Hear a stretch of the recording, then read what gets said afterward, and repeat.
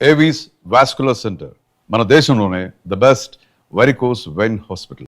మరి ఇంత close friends ఇద్దరు పెళ్లి గురించి ఆలోచించట్లేదండి. ఎవ్రీడే ఆలోచిస్తాం, ఆ? ఎవరు దొరకట్లేదు. నిజంగా ఆలోచిస్తున్నారా? ఆలోచిస్తామండి, ఎందుకంటే మా ఇంట్లోనే చాలా సక్సెస్ఫుల్ రిలేషన్షిప్స్ ఉన్నాయి. అంటే నాన్నమ్మ గారి, కృష్ణ గారిది ఇటు చూస్తాం, ఇంట్లో ఆంటీస్ వాళ్ళు. Ultimately what ever any life ఒక రిలేషన్షిప్లోనే ఎండ్ అవుద్ది. అండ్ ఎగ్జాంపుల్స్ ఉన్నాయి. So I always believed in a good family. What ever you do out side, మనం బయట ఏం చేస్తామో దట్ ఈస్ కంప్లీట్లీ డిఫరెంట్. అది వదిలేసి ఇంటికి వచ్చాక, అప్పుడు చెన్నైలో ఒక అట్మాస్ఫియర్ ఉండేది, ఇంటికి వస్తే అది ఒక safe space, nothing can enter. అది ఇప్పటికే ఐ క్రేవ్ ఫర్ ఇట్. ఇప్పుడు చాలామంది లేరు లైఫ్లో, బట్ ఆ atmosphere it is, I feel it is నా responsibility to create that for the future generation. అంటే ఒక మ్యారీడ్ లైఫ్ గురించి మీకు మంచి అవగాహన ఉంది, అర్థమవుతుంది మీ మాటల్లో. బట్ ఎందుకు అటువైపుగా అంటే రీజన్, అంటే పర్టికులర్ రీజన్ అండి, నచ్చిన అమ్మాయి దొరకట్లేదా? Right place at the right time అంటారు కదండి. టైం రాలేదా? ఆ టైమింగ్ కుదరలే లైఫ్లో ఎప్పుడు. ఎయిదర్ రాంగ్ అమ్మాయిలను కలవడము, ఆర్ వాళ్ళు రాంగ్ పర్సన్ నన్ను కలిసారేమో. ఇంట్లో తప్పు గిప్పు లేదు, కానీ కంపాటబిలిటీ కుదరకపోవడం వల్ల.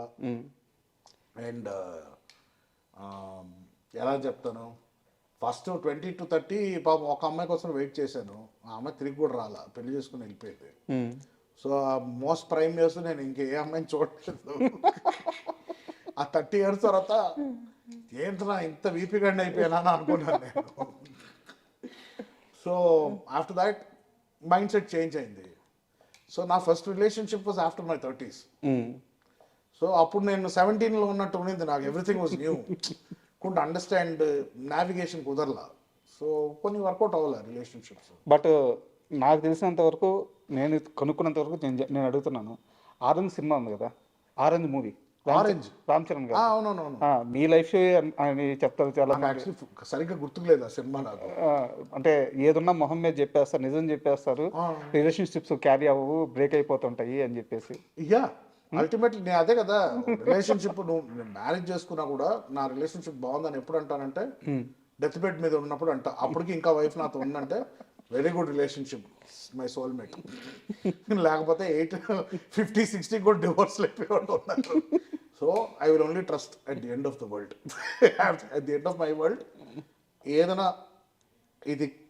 ఇది నన్ను కంప్లీట్ చేసింది, దిస్ ఇస్ మై సోల్మేట్, నేను అచీవ్ చేశాను అనేది ఆ టైంలో డిసైడ్ చేయాలి, కానీ ఈ టైంలో ఏది. సరే, ఇప్పుడు ఓపెన్గా ఒకటి చెప్పండి. మీరు చేసుకోవాలనుకుంటున్న అమ్మాయికి ఉండాల్సిన లక్షణాలు ఏంటి, క్వాలిఫికేషన్స్ ఏంటి? అదే కదండి, నాకు క్లారిటీ లేదు. ఇంకా క్లారిటీ రాలేదా? క్లారిటీ అంటే క్లారిటీ కాదండి, ప్రాబ్లం అంటే అలాంటి లిస్టులు పెట్టుకున్నా అంటే ఎవరు దొరకరండి అలాగా. ఎవ్రీథింగ్ షుడ్ బి మ్యాజిక్ లా జరగాల, న్యాచురల్గా అవ్వాలి. ఒక అమ్మాయిని చూస్తే ఎందుకు అమ్మాయి నచ్చుతుందో, ఆ అమ్మాయి doesn't have to be Aishwarya, నేనేదో రితిక్ రోషన్ కాదు, కానీ doesn't have to be the most attractive women. కొంతమంది జస్ట్ నచ్చేస్తారు. కరెక్ట్. నేను ఫస్ట్ ఇష్టపడ్డ అమ్మాయి అయితే నార్మల్గా ఉంటుంది అమ్మాయి, బట్ 10 ఏళ్ళు వెయిట్ చేశారు. యా, నాకన్నా 4 years పెద్ద అమ్మాయి ఉంటుంది ఆవిడ, బట్ వెయిట్ చేశాను అంతే. అది ఎందుకు అంత నచ్చిందో తను నమ్మలేదు, నేను చిన్నపిల్లకని ఈడే ఉంటాడు ఇంకొక అమ్మాయిని చూసుకొని యంగ్ అమ్మాయికి వెళ్ళిపోతాడు అనుకుంది, పిచ్చింది. తర్వాత 30కి రియలైజ్ అయింది. 34 వచ్చినప్పుడు నేను 30 వచ్చి అప్పుడు రియలైజ్ అయింది. అప్పుడు పెళ్ళి అయిపోయింది ఇంకొకరితో. ఏం చేస్తావు ఇంకా, కానీ అమ్మాయి వెళ్ళి హ్యాపీ మ్యారీడ్ లైఫ్ అన్నా. సో అంటే ఇప్పుడు మనం రిలేషన్ గురించే మాట్లాడుతున్నాం కాబట్టి అది సీరియస్ క్వశ్చన్ కాదు, కానీ అడగాలనుకుంటున్నా. మీకు ఇష్టమైతే సమాధానం చెప్పండి, చెప్పండి, స్కిప్ చేసేసేయండి. ఇప్పుడు నాన్నగారి పర్సనల్ లైఫ్ గురించి నేనేం మాట్లాడినా అది వ్యక్తిగత చాయిస్. బట్ ఇప్పుడున్న ఆ రిలేషన్లో పవిత్ర గారి అసోసియేషన్ ఎలా ఉంటుంది, అంటే మీ ఫ్యామిలీ మెంబర్ అయ్యారు, సో మీ నాన్నగారితో ఎలా ఉంటున్నారు, మీతో ఎలా ఉంటున్నారు, ఫ్యామిలీ మెంబర్కి ఎలా కలిసిపోయారు, ఇప్పుడు అంతా కంఫర్టబుల్గా ఉన్నారా? Yeah, she's fantastic human being. నాకు అంటే వస్తుంటారు, రెగ్యులర్గా కలుస్తుంటాం. షీఈస్ ఆల్వేస్ వెరీ, ఎప్పుడు అందరిని పలకరిస్తారు, అందరితో కూర్చుంటారు, ఎలాంటి ఇది లేదు. She is a very happy go lucky woman. Okay, I feel డాడ్కి కరెక్ట్ మ్యాచ్ అని నా ఫీలింగ్. ఐ ఫీల్డ్ బికాస్ ఆయన కూడా కామ్గా ఉంటారు ఆవిడ ఉన్నప్పుడు. So I think after 50+ years is calm. So I think it's a good sign. అదే love, this never, no time, no really time deadline or anything, never too late. Correct to find the right person. అదే చెప్పాను కదండి, నేను 60 years తర్వాత decide చేస్తాను. అప్పుడు 70 ఉంటే 70 వరకు ఇప్పుడు డిసైడ్ చేస్తాను. అప్పటి వరకు నాకు ఎవరు రైట్ అని నేను డిసైడ్ చేయను. So yeah. అండ్ పవిత్ర గారు లాస్ట్ అంటే కృష్ణ గారిని కూడా కలిశారు, కృష్ణ గారి ఆమోదం కూడా ఉందని చెప్పి నరేష్ గారు చాలాసార్లు చెప్పారనమాట. సో ఆ వాళ్ళిద్దరి ఆ మూమెంట్ ఎలా జరిగింది? నేను లేనండి అప్పుడు. లేదు. బట్ వన్ థింగ్ ఏంటంటే నిర్మల గారు కానీ కృష్ణ గారు కానీ ఏ డాడీ ఏమి డెసిషన్ తీసుకున్నా చాలా వరకు సపోర్ట్ చేసేవారు. బికాస్ వాళ్ళు చాలా కష్టాలు చూసి వచ్చిన వాళ్ళు. సో ఒకటి అర్థం చేసుకోవాలంటే మనిషి లైఫ్లో అన్ని పర్ఫెక్ట్గా జరగదు. ఒకటి దానికి కట్టుబడిపోయి మనం యాంకర్ అయిపోయి అక్కడే ఉంటామా, ఆర్ ఆప్షన్ ఉంది ఏమైనా చేసుకుంటావా, you want make something good of life, today is happy. Correct. ఎవరు కంప్లైంట్ చేయడానికి ఉంది ఇప్పుడు? But that's the whole point అండి. అందరిని సాటిస్ఫై చేయలేము. Correct correct. బట్ అందరూ చెప్పేది ఒకటే, నీ సంతోషాన్ని ఎత్తుక్కో అంటారు. నీ సంతోషం ఎత్తుకోవడానికి 2-3 డిసప్పాయింట్ అవ్వాల్సి వస్తుంది తర్వాత. అందరి లైఫ్లో ఉంటుంది. ఎవరు 100% అందరినీ సంతోష పెట్టలేరు కదా. Correct. So ultimately first what you feel matters. నువ్వు సెక్యూర్గా ఉంటే ఇంకొక 2-3 నువ్వు సెక్యూర్ చేయొచ్చు, కానీ నీకే టికాణం లేనప్పుడు you can't go and try to make people happy. So Naresh గారి లైఫ్ మొత్తం చూస్తే అంటే అంత ఎక్స్పీరియన్స్ లేదు, కానీ నేను గమనించినంత వరకు ఆయన ఆనందాన్ని ఎత్తుక్కుంటూ పోతుంటాడు వర్క్లో కానీ తన లైఫ్లో కానీ. అండ్ అంటే ఇలా బతకాలరా, ఇది కదా లైఫ్, ఆ సాటిస్ఫాక్షన్ ఉంటుంది ఆయన లైఫ్ స్టైల్లో. మీ నాన్నగారి లైఫ్ నుంచి ఏమైనా తీసుకోవాలంటే, ఏమైనా నేర్చుకోవాలంటే మీరు కోరుకునేది ఏంటి?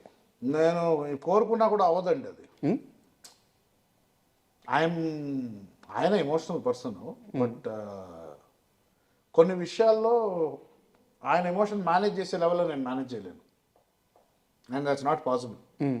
అది నాకు మా మదర్ సైడ్ నుంచి వచ్చిందో మరి నాకు తెలియదు, but that is what I'm.